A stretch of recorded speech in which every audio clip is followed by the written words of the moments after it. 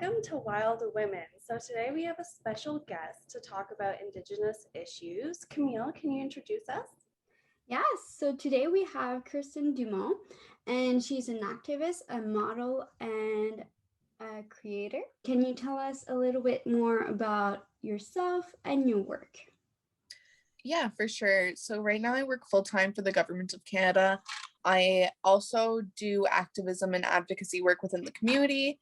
I've spoken in Parliament Hill in the House of Commons. I've spoken on Parliament Hill on Canada Day as well. I've spoken to multiple organizations around and in Canada, such as UNICEF, the Child Welfare League, and multiple child aid organizations. I also work with school boards, churches, and many different grassroots Indigenous-led organizations to help bridge the gap between Indigenous peoples and the settlers currently living on our territory. That's amazing. I like that you said settlers. So do you want to explain a little bit to people that don't know what that means? Yeah, for sure. So growing up in Canada, I really started to learn about the real history of Indigenous peoples. And that being said, the first peoples who stepped foot on Canada and within Canada, and as we call it, Turtle Island. Settlers, per se, is a word that we use for peoples who do not have Indigenous ancestry and who are currently living in Canada itself. So a settler can be anyone from a refugee to someone who was born here in Canada, but doesn't necessarily have Indigenous ancestry running through their veins. Thank you. So what are your experiences as an activist and what motivated you to become one? Thank you for that question, Sarah. It's a very good question. I think what motivated me the most was my grandfather, Albert Dumont, who is currently an elder, knowledge keeper, and a human rights activist himself. My grandfather really reminded me that Indigenous youth voices especially are not heard at the everyday table whenever we're having discussions. And a lot of these discussions that are being had on this territory have to deal with Indigenous youth. And who is better equipped to understand the Indigenous youth mind than another Indigenous youth themselves? And once I started to think of that a little more, I started to realize the need for this, the need for an Indigenous youth advocate and activist within this area. We have a lot of frontliners, but there's not many people who, I guess, work within organizations. And there's many organizations who won't necessarily hire youth themselves because they feel that they aren't knowledgeable enough as an adult would be. And throughout my activism and advocacy work, I started to learn the value that my voice held and the importance that it had within it. And although I might have come across organizations and people who don't necessarily value my voice because of my age, I've definitely met people along my journey that will value me as much as they value an elder. You talk about your voice a lot. So what's the importance of like words, correct language around those issues, and then using your voice for issues that matters to you? Yes, I've started doing this work in about 2018, only a few years ago, and every day is a learning curve for me. Every day I look back on different presentations or different youth mentorships that I've done, and I think back to what I could have done better, what I could have said differently. And it's definitely about continuously learning no matter how old you are. And that's something that my family has also taught me, was the fact of, you're never going to be perfect in what you say. There's always going to be people out there who don't necessarily agree with what you say. They might feel that you could have used a different word or said it in a different context, but realistically, nobody can tell you that your truth isn't valid because that's your lived experience. That's your lived truth. And no one knows your lived truth better than you do. When you think of the kind of words that you can use, I think that definitely jumps off of the fact that when we look back to what we could have done better.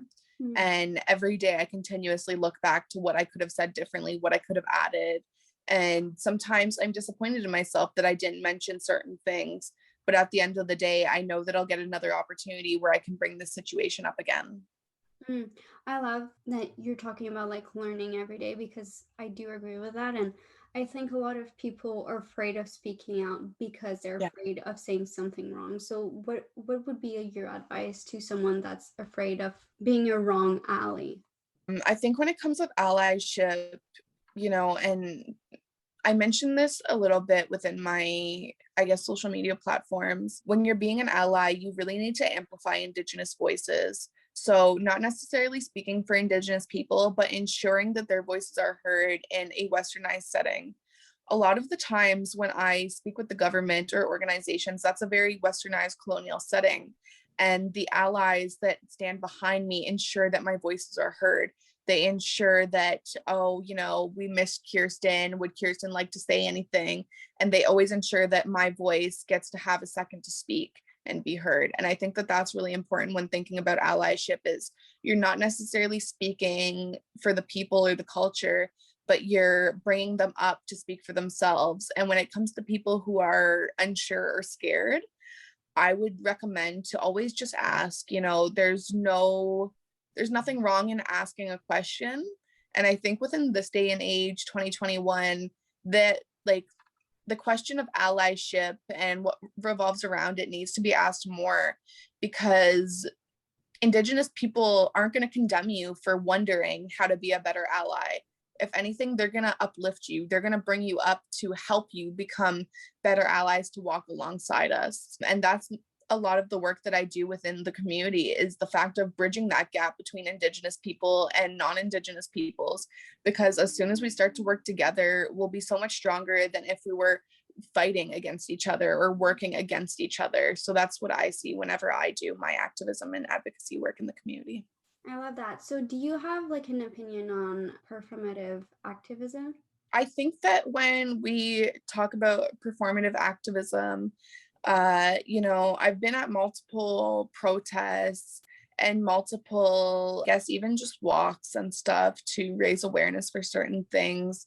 And when it comes to the non-Indigenous allies that are there with us, I always remind them, because there are situations that can be dangerous. There are situations that can be scary. And a lot of the time, these scary situations are revolving around the Indigenous peoples, not necessarily the non-Indigenous peoples. So there's many different ways that you can be performative and action oriented by, if a cop comes up to somebody, you put yourself in front of this person to ensure that they're safe, as a lot of the statistics show that non-Indigenous people aren't harmed as much as Indigenous people are.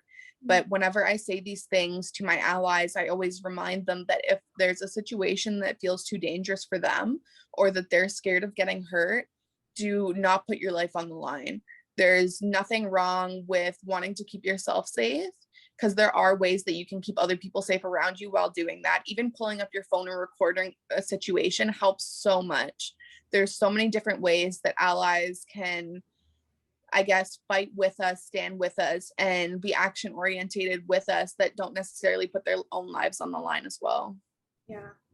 Yeah, no, that's amazing. Thank you for that.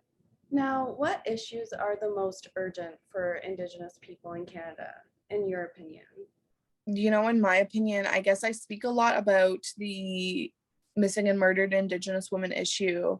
And that's something that I really spoke about when I was in the House of Commons.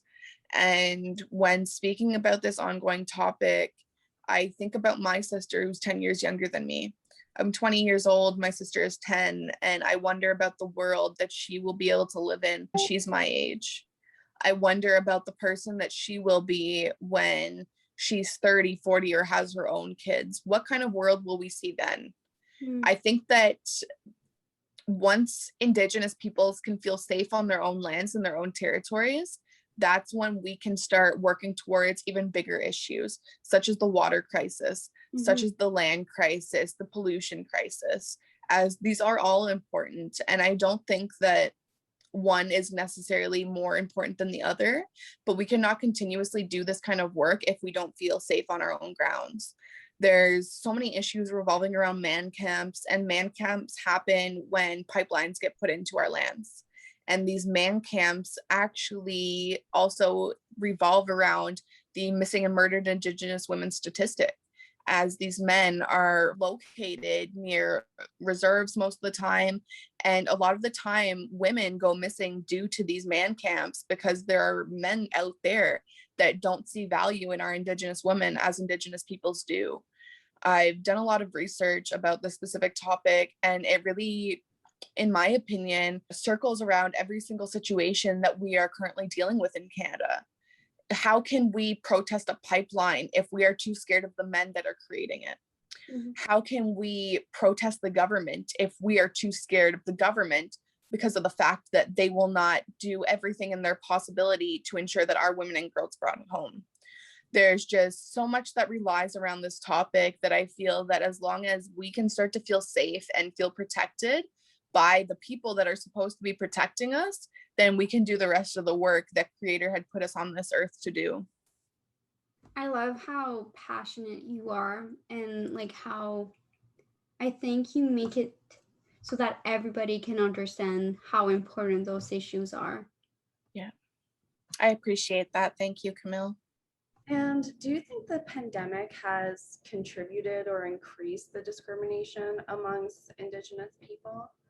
I know the pandemic has definitely had its whirlwinds. I don't know discrimination itself, but I know that the pandemic has actually led us into poverty even more so than we were before. There are so many people who are unable to get the proper necessities that they would have been able to get from organizations here in Ottawa due to the fact that they can no longer go into these organizations. There's a lot of organizations that still do continuously try to provide their clients with stuff as much as possible. But then again, it's not as easy as being able to go into the building per se and gather what you need. I think that this pandemic has really made us think of the world around us.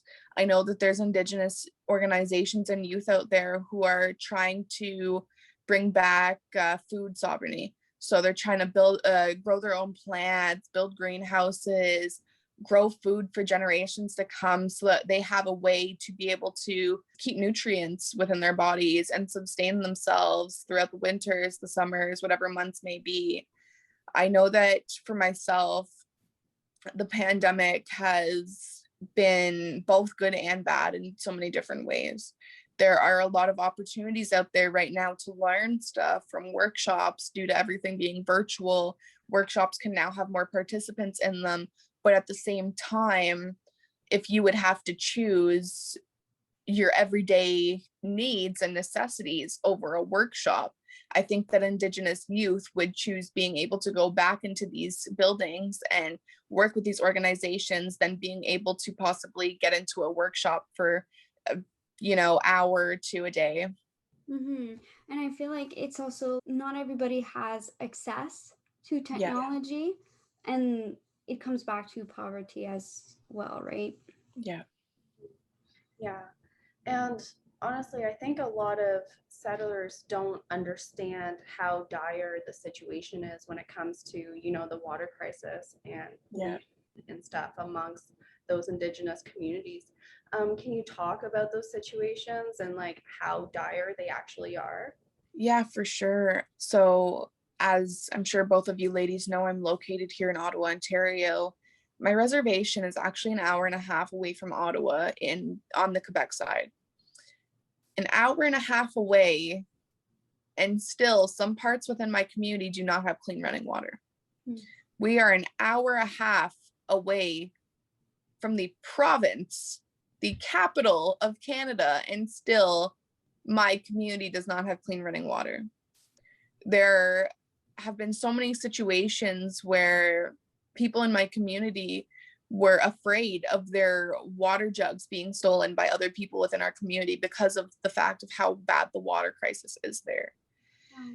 I know that for my grandfather, they claim that on his road, the water is safe to drink, but still he does not feel safe enough to drink it. Therefore, he buys jugs, he buys water bottles, whatever can be done.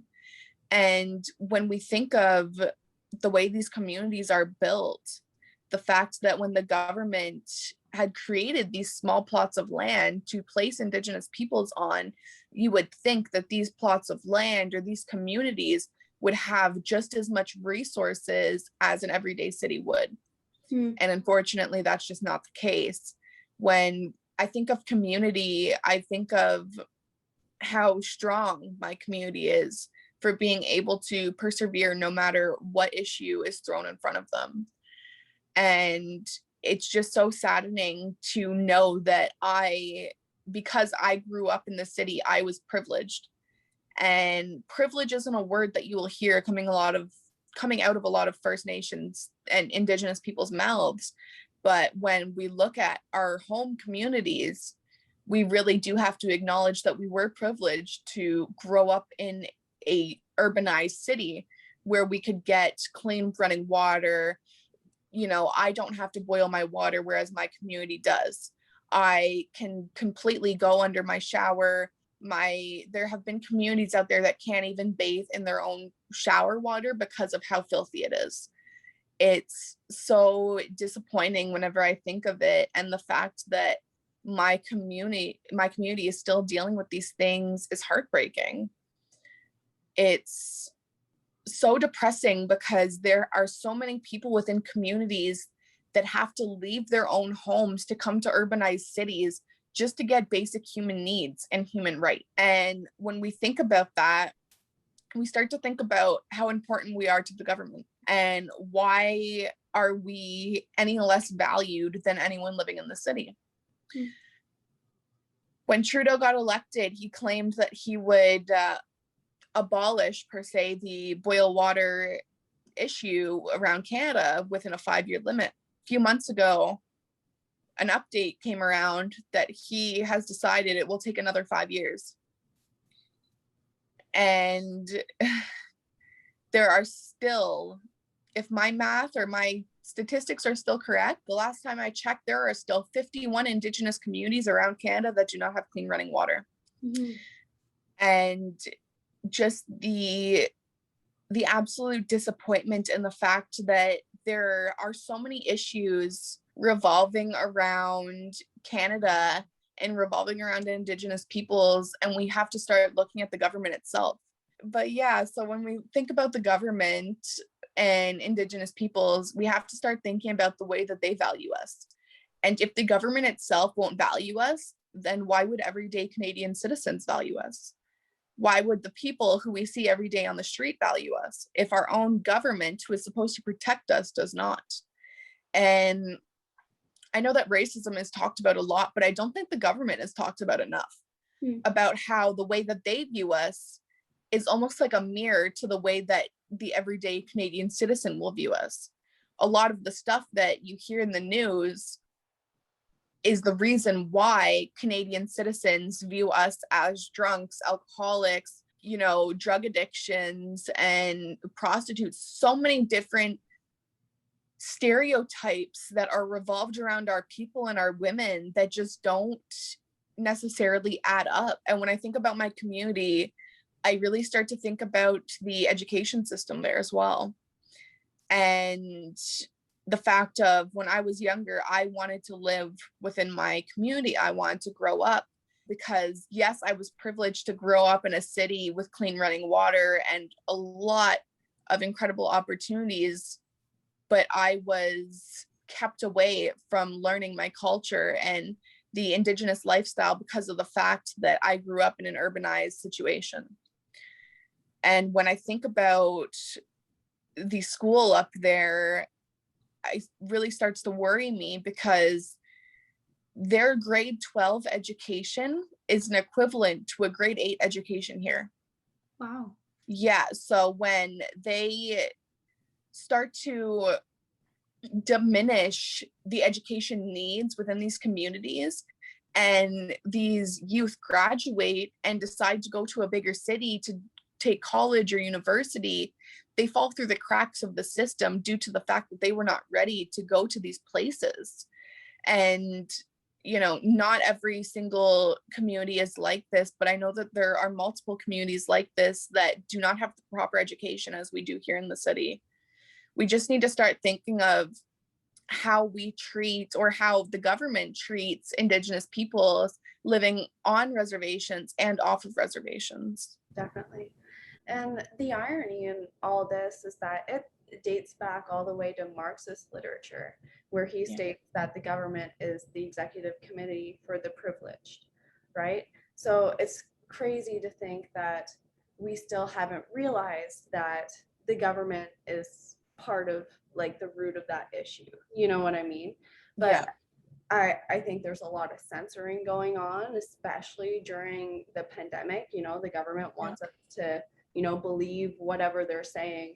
And I think a lot of voices, like I said, are just being censored right now, what like regarding any issue that's not related to getting a vaccine, right? Yeah. Yeah, it's awful. Now, have you ever experienced systematic oppression in your life at all? I've definitely experienced racism and situations that were unjustly. When I was in about the 6th grade, per se, I was learning about my people for the first time. And a young boy in our classroom had pointed to the screen and said, "Isn't that a savage like you?" And I was very taken aback by the situation. I always knew about these slurs. I always knew that there was racism around Canada, but I had never faced it firsthand. I grew up hearing stories of my mother and my grandfather about how they dealt with racism and oppression. And I thought that because I was very pale skinned and my features weren't as noticeable, that I could almost be white passing.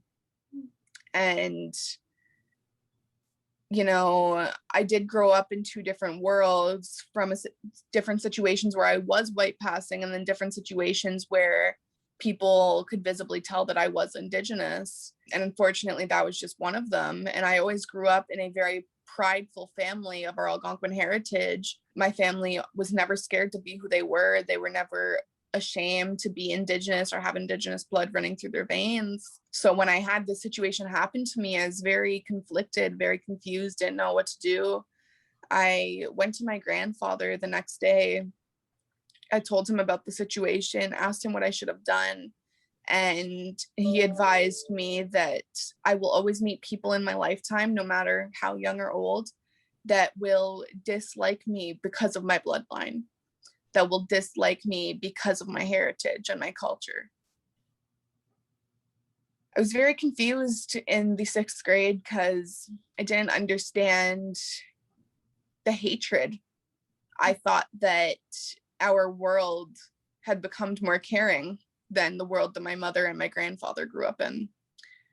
Unfortunately, that wasn't the case. I went up to my teacher the next day, told her about the situation, and nothing was done. And when I think about it now, I should not have had to go up to her to explain how hurt I was, because of the fact that she was in the room when this happened.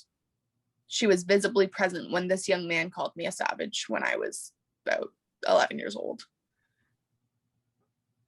I grew up having this memory stuck in my head because still to this day I am confused. But I don't condemn this young man. I'm not mad at him. I'm not angry, because now that I am older, I think differently now. And the way that I look at it is the fact of kids are not born racist. Kids are not born with these thoughts in their head. The comments that this young man had made stemmed from his own parents and stemmed from the childhood that he had, that he grew up in, and the household that he was brought up in. I was always taught to love people no matter their skin color, no matter their background, no matter their heritage. So I was always a very caring person and still am. I almost feel a sense of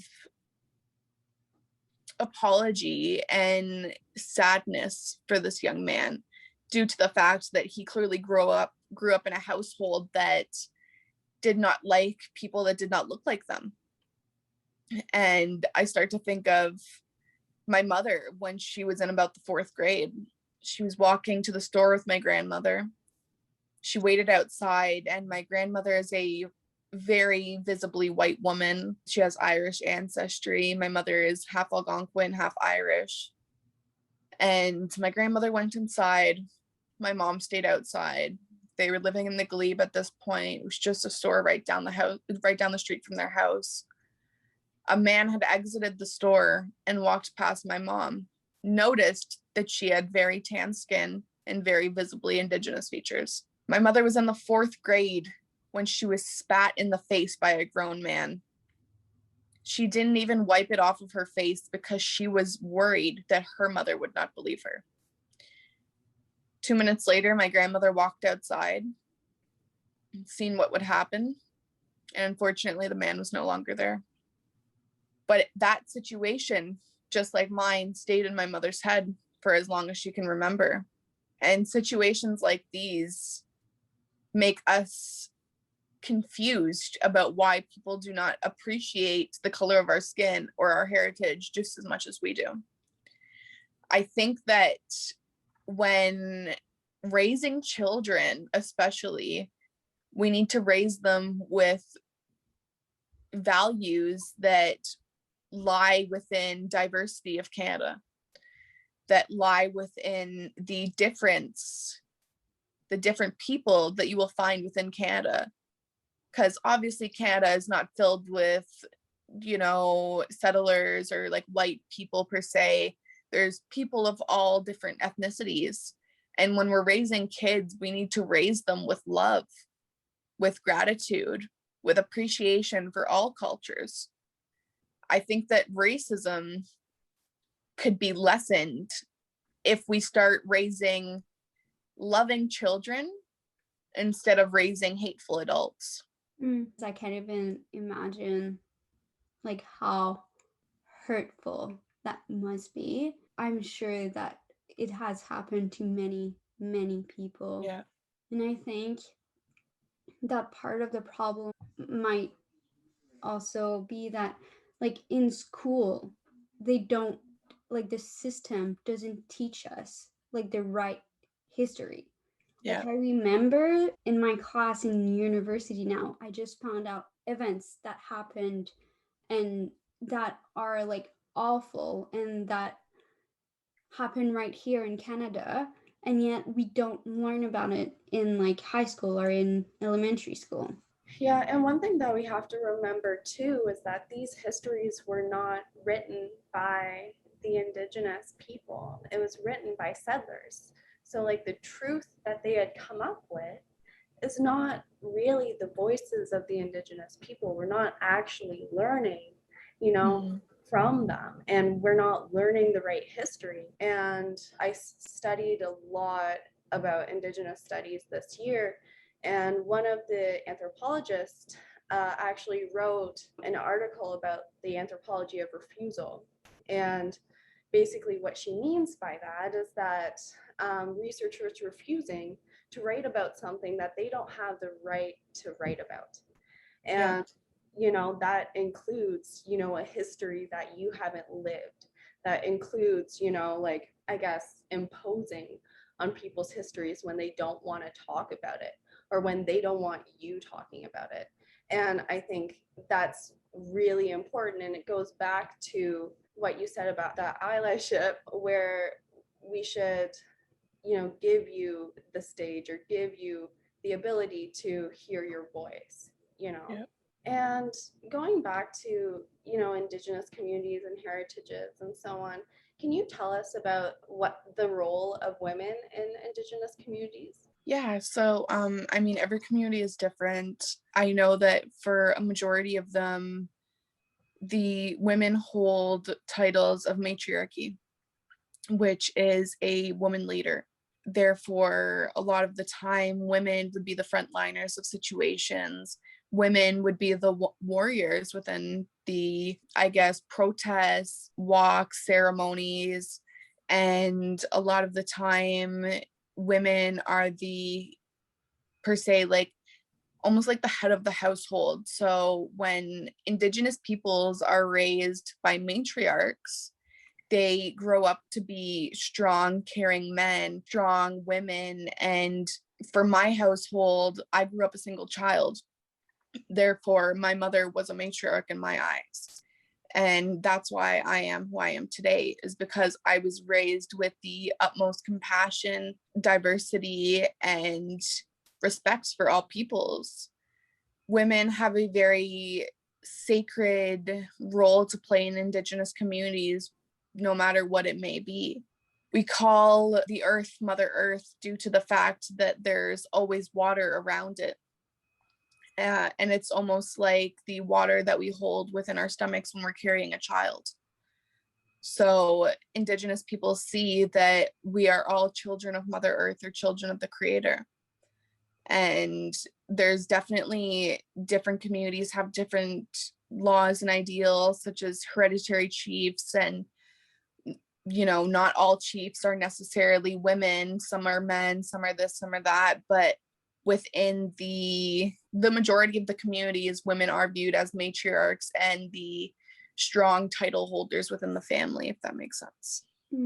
And I read in some of my lectures that women are also the protectors of water. Does that resonate with your community, or? Yes, so we have water protectors in multiple communities and outside of communities. I know of a few water protectors as well that live here in Ottawa, in an urban city. Basically, these women will conduct water walks, they will conduct water ceremonies. I unfortunately have never been a part of one. I plan to hopefully dive into different ceremonies a little more this year. Due to COVID, it's definitely made ceremonies for Indigenous people a lot harder because of social distancing and stuff. But yes, women are the caretakers of the water, the lakes, the rivers, so on and so forth. And that's why when water crisis will occur, you'll see a lot of women talking about this specific issue. Very cool. Now, in the last year, what collaborations have you done, and what are some of your favorite missions of these collaborations that support Indigenous people? So I have been working alongside the Child Welfare League for about 1.5 years now. And I would say that that's definitely one of the biggest movements or actions that I have been a part of. And within the Child Welfare League, I've had the opportunity to be a youth mentor for children aid societies and children aid organizations all around Canada. So I've been able to give colonialized Western settlers a better look into an Indigenous youth mind and a better idea of how they can help Indigenous families instead of continuously ripping these children away from their homes. And that's a lot of the work that I do with them. We speak about foster care children, children in group homes, and how we can keep these children out of these, buildings and institutions so that they can stay with their family and their culture. One movement that I hold really dearly to my heart, I started a Hamper Helpers initiative just this last Christmas. And it really sparked a need in my head because I remember doing a lot of those things when I was in high school, building hampers for different families, and I thought it was incredible. But what do families do that live on reservations, that don't have these organizations who will come and bring you a hamper, or schools that will provide these hampers? Women and families living on reservations don't get as many opportunities as we Indigenous people get here in urbanized settings. So I made it my journey to ensure families within Indigenous communities get hampers. And there was multiple people. It was actually started as a Facebook group, but multiple people came out and donated stuff for these families. And then my grandfather helped me bring them to our community as there was a lockdown at the time. So I unfortunately couldn't go due to the fact that I would have had to quarantine. But as he lives up there, he just brought it over, delivered it for me. And the gratitude, the respect and appreciation that these families relayed back to me was more than I could have ever expected. The happiness and just the fact of me being able to help somebody in a position where I might need help one day truly warmed my heart. You never know where you're going to be in 5 or 10 years. You never know where you're going to be when you have your own kids. And, I was in a really tough point in my life when I was in my teenage years up until about 17. I had really, really big self-esteem issues. I had drug problems, alcohol addictions, this and that. And therefore, I didn't necessarily have the money to provide my family with gifts to do these things. And now that I am in a situation where I can provide my family and even others, that's, in my opinion, what Creator had put me on this earth for, was to continuously show gratitude to others in case I ever need that gratitude back. And when I think of other families, Indigenous and non-Indigenous, I think it's really important that we take into consideration, you know, I've met lots of people along their journey who feel that addiction is a choice and that poverty-ridden people get lots of help. And really, that's just not the case. And people within that kind of situation, people who are in the situation who are not poverty-ridden, who just have extra money, they could be doing so many other things with this money that help so many different communities. And when I put this initiative on, I've seen that coming together. I've seen people who had abilities to help others actually do that. So I'm really hoping that we can continue this initiative that I started last winter, this winter as well. And I'm even looking at other, I guess, holiday months and stuff like that, Easter, whatever the case may be, any kind of family that ever needs help, I will be there to help them in any way that I possibly can. That's beautiful and amazing. Do you ever feel like you're getting exhausted, or do you know how to take care of yourself?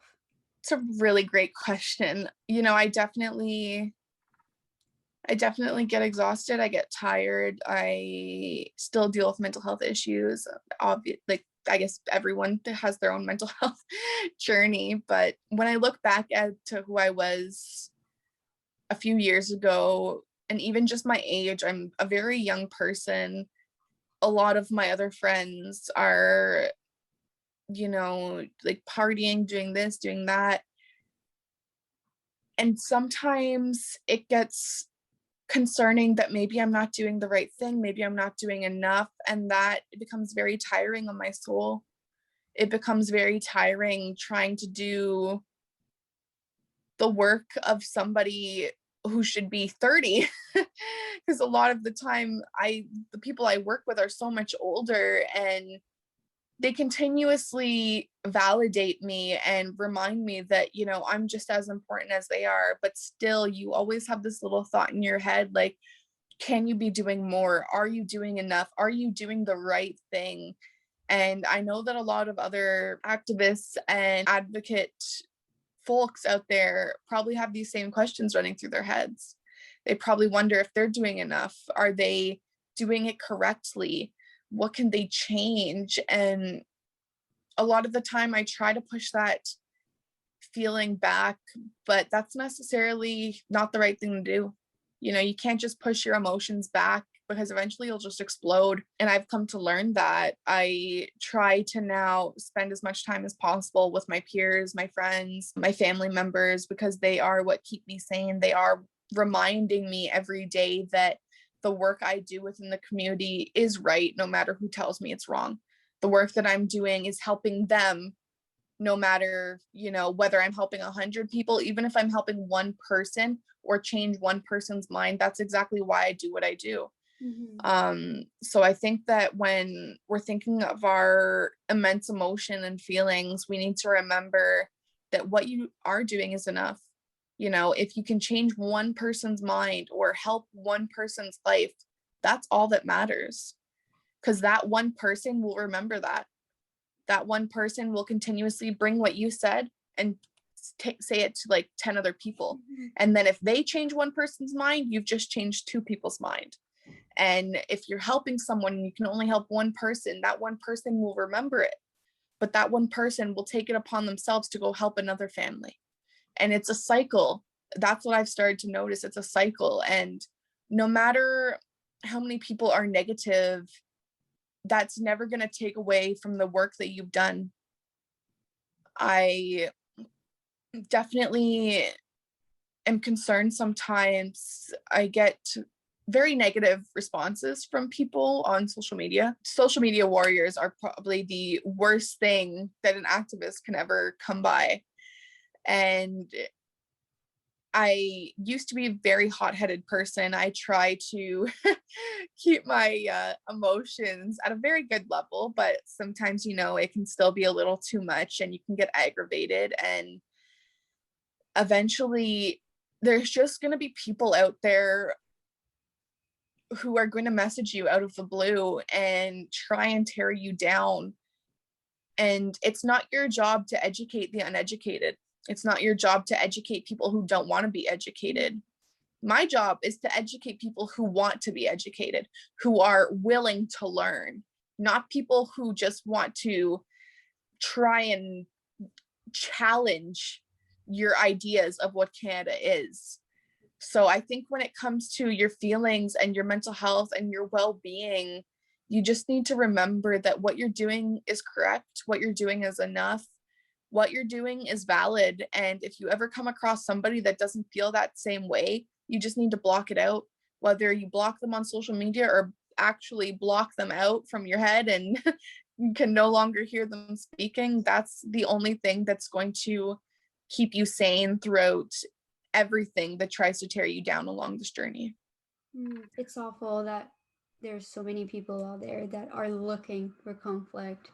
Yeah. Speaking of social media, there's a lot of pictures of you modeling. Can you tell us about, how modeling has helped you raise awareness about Indigenous issues? Yeah, for sure. I went into modeling in about 2018, right when I started my advocacy journey. And it's always something that I've wanted to do. I just always struggled with insecurities, self-esteem, confidence issues. And I had the opportunity to model within a Indigenous arts and fashion show here in Ottawa. It was the 6th or 5th annual Indigenous Legacy Show. And my mother's best friend was a designer within the show. She asked me to model for her. I said yes, and that same day I got to model for 2 other designers, so 3 in total. My first time modeling, and boy was it scary, but I practice, and the fact that I was able to bring Indigenous designs into this kind of industry made me so much happier. I always grew up looking at models in magazines and on TV, and I never could picture myself there because I could never see myself within this industry. You don't actually ever really see Indigenous models out there on, the campaigns, flyers, whatever the case may be. And it starts to daunt a BIPOC person's mindset of, can I make it in this industry? Can I actually do this kind of thing? And the more you think about that, the more your confidence goes down and down.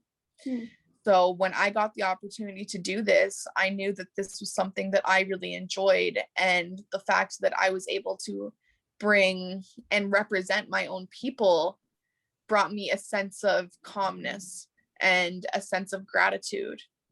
Throughout this journey, I've definitely had the opportunity to model for both Indigenous and non-Indigenous designers. And even just being able to work with non-Indigenous designers is something that I hold very close to my heart, due to the fact that I may be in a urban outfit, but my Indigenous face is still there being seen. My Indigenous face is there reminding other Indigenous youth of the possibilities that this field can have us in. I've been able to represent looks for the missing and murdered Indigenous women issue. I've been able to help uplift many Indigenous designers, and I just most recently applied for Indigenous Fashion Week Toronto 2021, 2022. Either of them. But it's incredible to think back to when I started modeling in my first ever Indigenous fashion show, and now I've applied for Indigenous Fashion Week Toronto. I've had the opportunity of walking in the Richard Robertson 50th grand premiere, and I thought that that was like my most exciting experience. But really, if I am able to get selected for Indigenous Fashion Week Toronto, then that is an even bigger platform for Indigenous peoples to be seen. And I try to uplift as many designers as I possibly can, whether I've worked with them or not, because, you know, all of their designs, Indigenous and non-Indigenous, are so incredibly thought out, and all of them have meanings to it.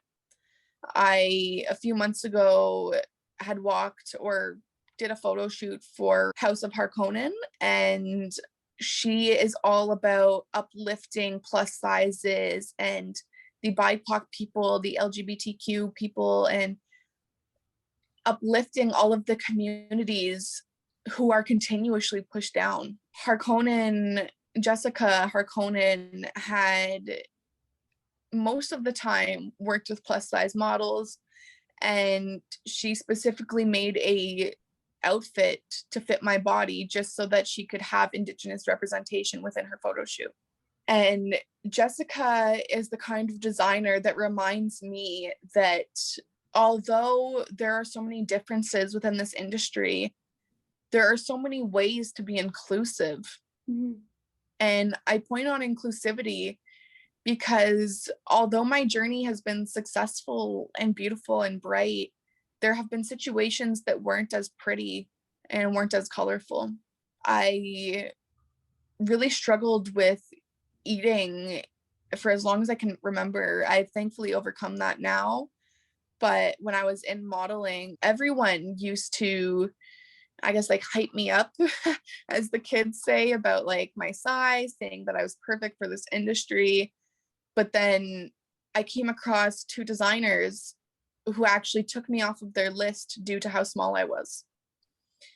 And when this happened, I was very conflicted because of everything I was hearing before from other models, telling me that I was perfect, I was this, I was that. And then I started to really feel bad about myself, bad about the fact that I wasn't curvier, as that's something I've always wanted to be. I'm now 175 pounds and couldn't be happier within my own skin, could not feel more beautiful with who I am. But there's people like Jessica who will do whatever she possibly can to be inclusive. And then there's people who will take you off of their list due to the fact that you do not fit their ideal beauty standard. And I think it's really important to remember within this kind of industry that it's not always pretty. And there will be situations where you question if you're good enough, just like advocacy. And I've really noticed that within my modeling journey, when I feel my most happiest and my most prideful is when I'm walking for designers who have a message for their pieces, designers who are trying to send a message out to the world with their clothing, such as Jessica, such as Trisha Monet, Elberlyn Hill, Bruno Henry, and so many other incredible designers out there who want to be inclusive and impactful instead of just beautiful. And I think like that's the beauty of art too, right? Yeah. Talking about art, can you tell us a little bit more about your beadings? For sure. I started beadwork back in 2017. And ever since then, I've been creating beadwork tutorials for different organizations around Canada, been creating beading kits for people who want to learn, Indigenous and non-Indigenous as well. And most recently, I've gotten into resin work, which is, I guess, a hard plastic almost. Starts as a liquid and then hardens over time. And I was really interested in resin work due to the fact that it's very urbanized. And I wanted to bring an urbanized jewelry type and mix it with our traditional ways of life. So within my resin work, I really include the medicines, sage, sweetgrass, tobacco, cedar, as a way to capsule these medicines so that people can hold them for years to come and wear them on their body instead of just necessarily smudging with them. I know that there's a lot of controversy around non-Indigenous people smudging. So this is my way of, I guess, trying to stay inclusive for non-Indigenous peoples, allow jewelry that they can wear and feel empowered from and feel cleansed by, instead of not necessarily using our sacred medicines to smudge and appropriate our culture. I've had many non-Indigenous peoples buy my beadwork, but then again, I've also had people who tell me that my prices are too high, that I need to lessen what I'm pricing my pieces at, that I need to this, that I need to that. And for all the artists out there who might have the same comments or, you know, responses said to them, I want you to just remember that if they want you to price your things for less, they should go and make it and see how hard it really is.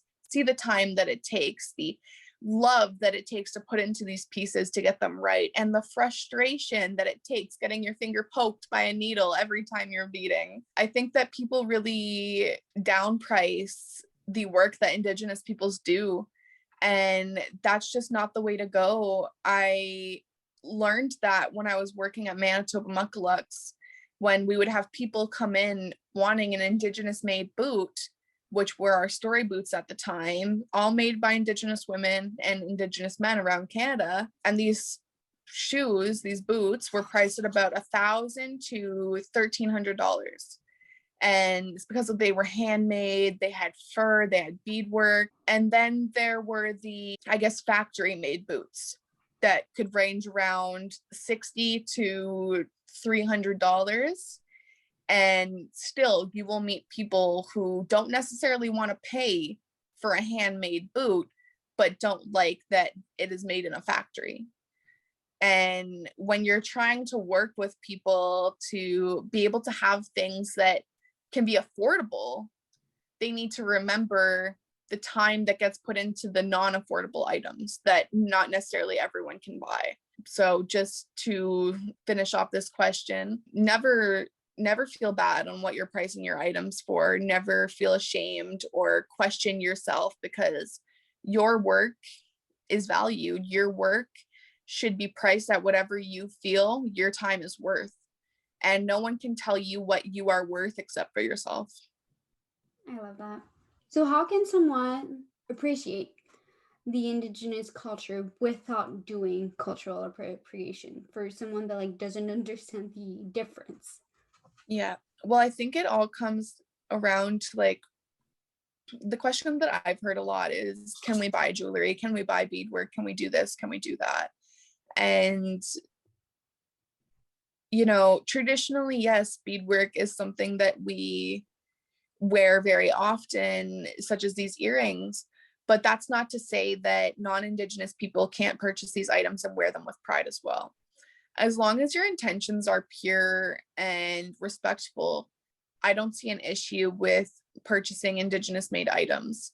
And we sell these items for everybody, not just our own communities.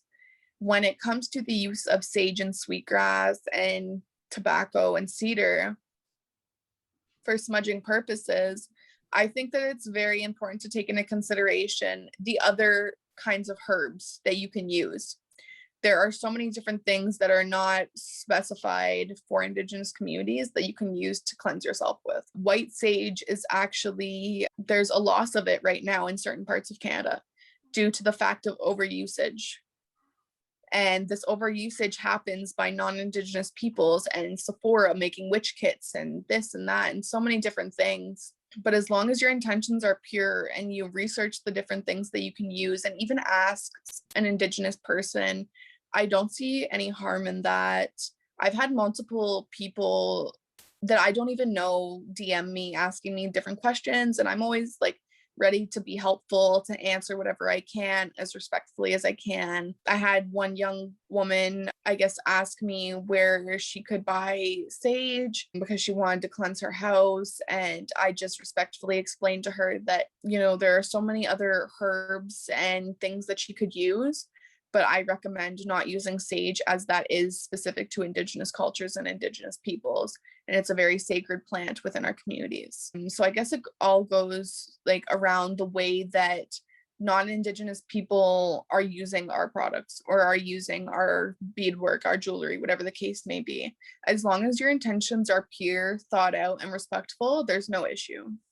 I think that's a very important explanation because, a lot of, I guess, allies specifically like want to be able to support Indigenous folk, but also don't want to overstep our boundaries too, right? Yeah. So just a couple questions left. So the first one has to do with a current issue. Can you tell us a little bit more about the National Collaboration for Youth Mental Health and what happened with the charity leader? Yeah. So I guess for those of you that follow me, I'm sure that you've seen a lot of my posts on social media about my issue with this charity that I was working with around November and January. Got introduced to this specific woman who I knew from this charity through a whole other organization that I was working with. The organization that I met her through has since confirmed to me that they will not be allowing her or anyone else they do not know to, I guess, target youth through them. So that gave me a sense of, again, calmness and security and safety, because that's where she had met me and another young woman. Since everything has gone on, I did speak to CBC about the ongoing issue. I was in a program called Daughters of the Vote in March, I would say. I was in a program called Daughters of the Vote in March, where I had the opportunity to take my MP seat, Mona Fortier, had the opportunity to speak in the House of Commons, and the leader, per se, from National Collaboration for Youth Mental Health went out of her way to message the hosts of Daughters of the Vote, letting them know that your delegate did some, like, had some issues with us, basically warning them in case, like, I tried taking them down, I guess. I don't know. It's all very, like, taboo. I couldn't even believe it. I was very caught off guard. I only found out about this email because the woman behind this all sent it out to not only the hosts of Daughters of the Vote, but also to a young woman that I know. We had a group chat of everyone involved in the situation, and she posted in the group chat saying, did anyone else get this email about Kyrstin? Everyone responds, no. So I asked her to forward it to me because I had no idea what she was talking about. And it was the email that they had sent to Equal Voice, which is the host of Daughters of the Vote. I was very caught off guard. It was about a 2-paragraph long email. I could not believe it. I hadn't thought of this woman in weeks at this point, and she went out of her way to try and ruin my name and reputation again. And so I had to go out of my way to message Equal Voice and explain the situation. I attached the article of where I spoke with CBC. I explained that this organization must have a vendetta against me because of me speaking out or whatever the case is. Therefore, everything that they said in the email is not true. And she is now trying to silence me and the other folks involved. And they were very respectful in their response. They told me that they found it in their junk folder, that they would not be giving it a second glance, and that they were sorry for what myself and the other youth were going through. I appreciated it. It made me feel a lot better about the situation. But then probably about 2 months later, I live in an apartment building, and when people buzz my unit, it goes straight to my cell phone. It's about 9 a.m, and someone had buzzed my phone. I thought it was very weird. I answered it. I asked who it was. They said that they had something for my mother, Jessica Dumont. Thought it was very strange, as my mother would never have anything sent to my house. Went downstairs to the lobby before letting anyone into my building because I had no idea who this was. And basically, I ended up receiving 2 large brown envelopes, one labeled Jessica Dumont, one labeled Kyrstin Dumont. They both had my address on it. And she had threatened to sue me before. I did not actually think that she would go through with it, which now that I look back at it, it was a bit foolish to not be ready for this. But as soon as I got the envelopes, I knew exactly what it was. I knew it had to be from her. Got upstairs, started reading everything, and my heart just sank. She decided to sue myself, my mother, another young woman, the journalist, and the CBC itself $20 million. Wow. Yeah, so being a 20-year-old being sued for $20 million was quite exhausting. I could not believe it. I was almost fearful in a way for the first few minutes. And then I started to read through everything. And her claims were absolutely ridiculous. I knew that there was no way that this could be like even passed through the court system. There's no way that the courts are going to be dealing with this, as a lot of her claims are stuff that I can prove never happened due to my own like documentation of everything that was going on. I have a lot of proof of me actually quitting, not being fired, me resigning from my position, which is one of her claims, that that I did not resign per se, as I claimed in my social media platforms, that I actually got fired for insubordination, which was not correct. I sent 3 resignation emails out to her. She claimed that she never threatened the youth, which she did. And I've worked with multiple organizations, spoke with multiple like organizations at their events, and none of them were as unprofessional as this one is. I unfortunately had, I guess, chose a lot of their speakers for an event. And at this point, I found everything out, so did everyone else. And I recommended that they either bow out respectfully or go through with it. But if they decided to go through with it, I would not be able to be there to support them due to the fact that I could no longer be associated with the organization because of what I had found out. Everyone bowed out respectfully. They all told this woman, Althea, that, you know, they could no longer do it, this and that something come up. And I've had situations where I had double booked myself, or that I just totally forgot about, you know, a speaking engagement. And everyone has always been very understanding to me.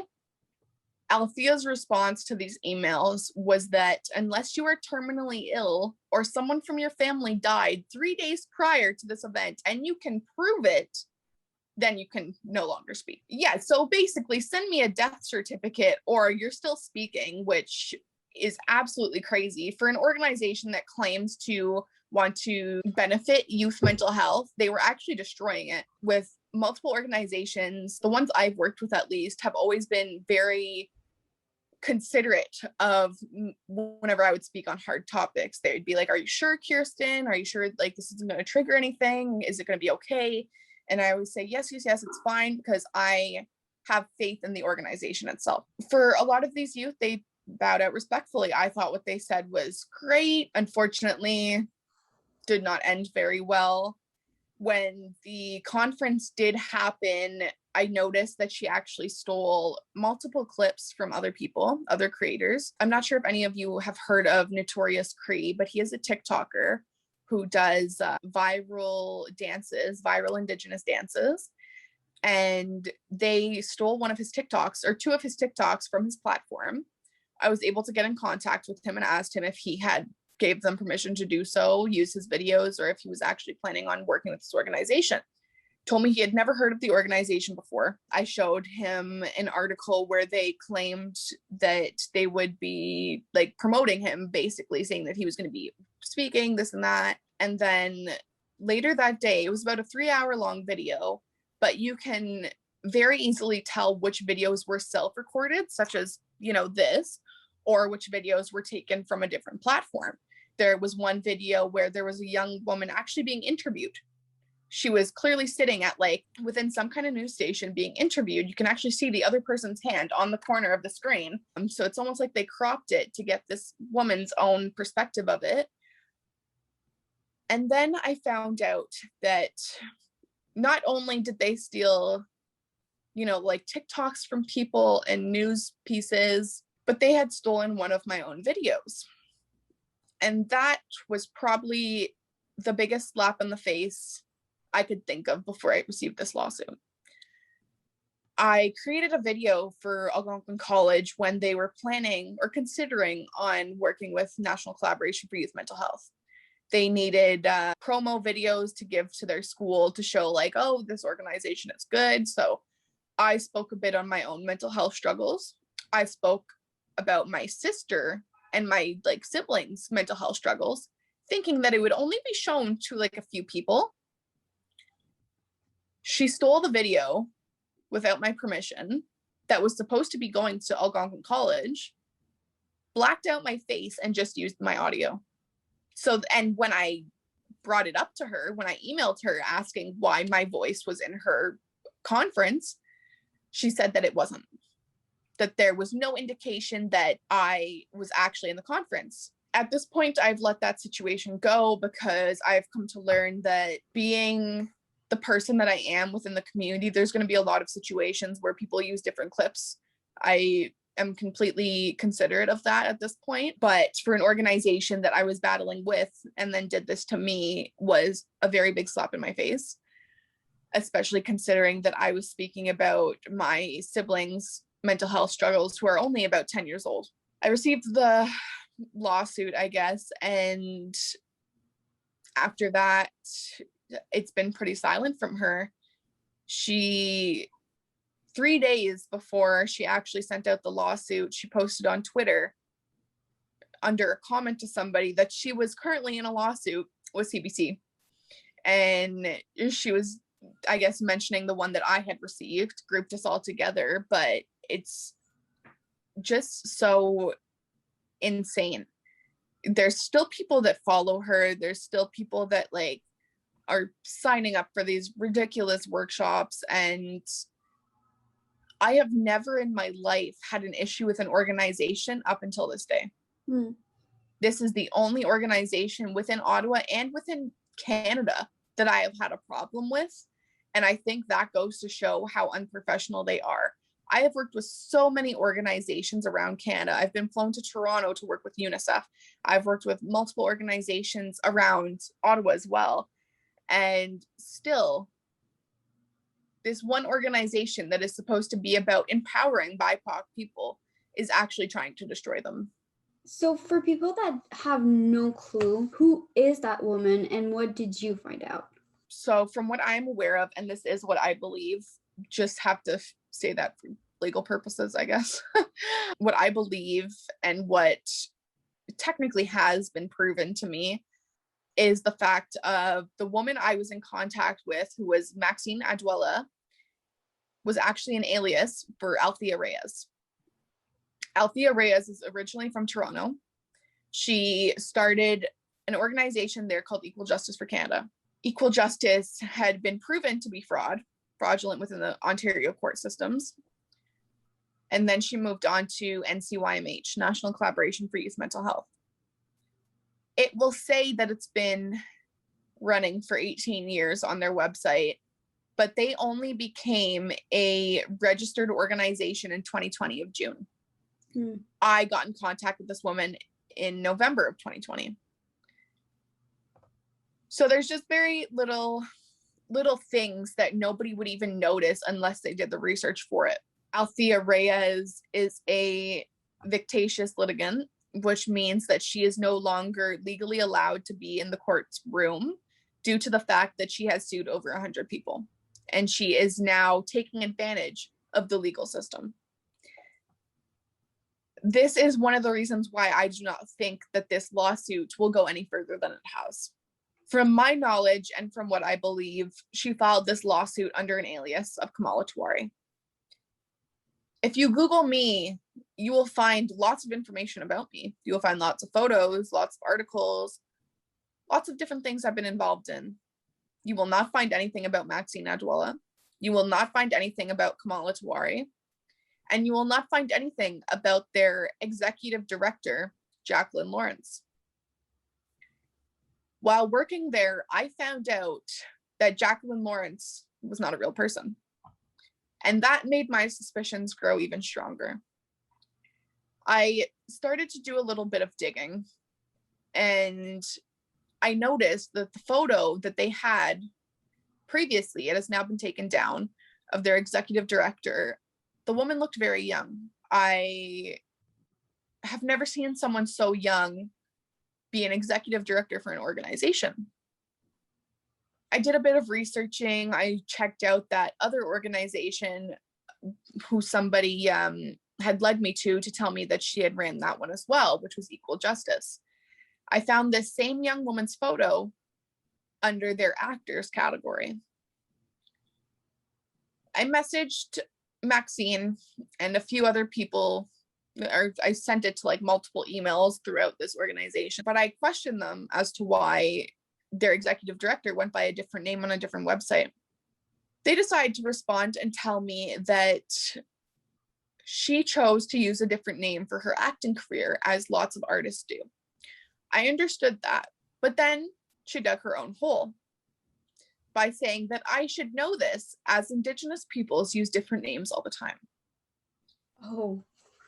As an Indigenous woman, and I actually responded with this, I told her, as an Indigenous woman, I have never gone by any other name other than my birth name, other than my government name per se. I was very taken aback that she would try to make comparisons between my culture and her fraudulent act. A few months before the lawsuit came around, me and my mother was battling them to cease and desist the use of my name, as they were posting multiple Google updates and comments and just everything trying to slash me.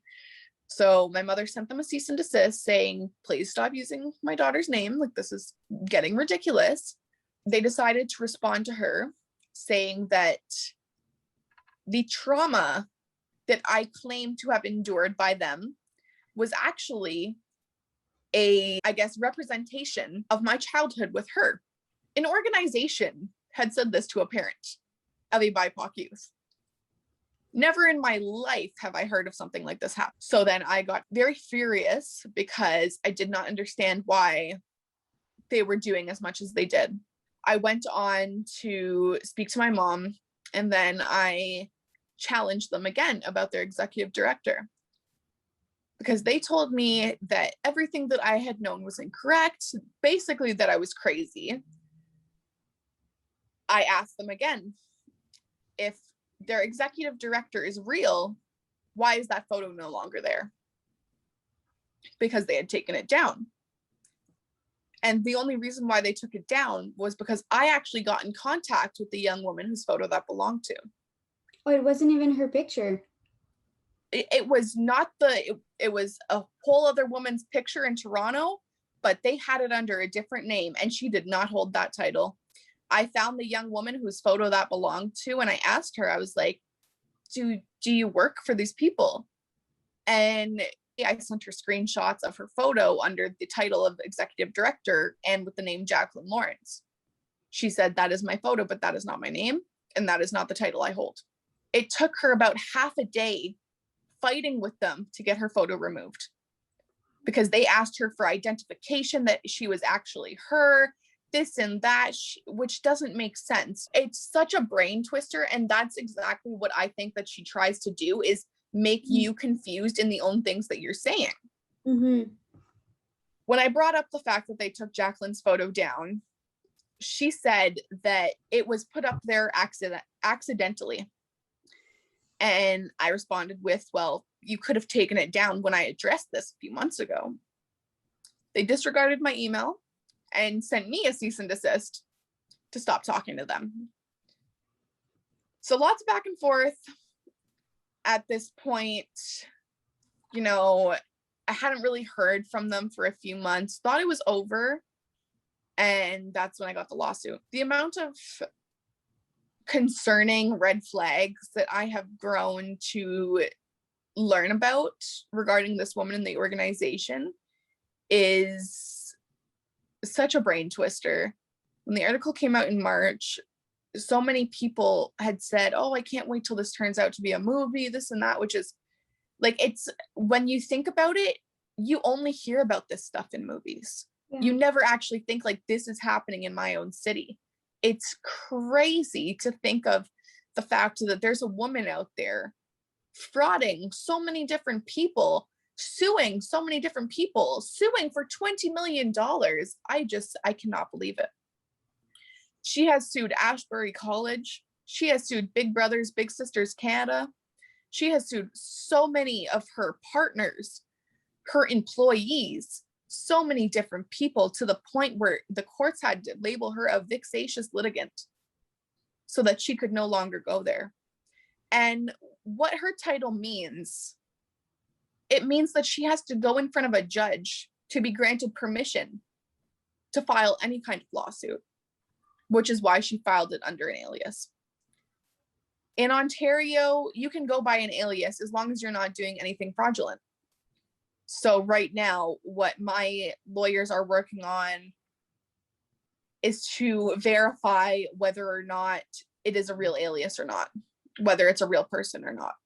And once they are able to verify that, then they can bring evidence to the courts proving that Althea Reyes is Kamala Tawari, who is the one that filed this lawsuit. And once that happens, it should be able to get thrown out. But when I look at this situation, I start to wonder, if it gets thrown out, what will she do next? Yeah. I don't see this stopping. I do not. There's an article where she ran over someone's foot with her child in the back seat and a grin on her face. I do believe that this woman has no emotion for human life. I do believe that this woman has no regard for human feelings. And the more that I think of what this woman is capable of, the more concerning it becomes. She has been doing this for years. I have had people message me after the article came out with CBC that told me they have been dealing with her harassment for several years. I've only been going through this for a few months. And that's why I don't think it's going to stop. I just can't get it out of my head. What is going to be her next move? What is she going to do next if this lawsuit gets thrown out? It's quite crazy. Well, thank you for being so open about all that.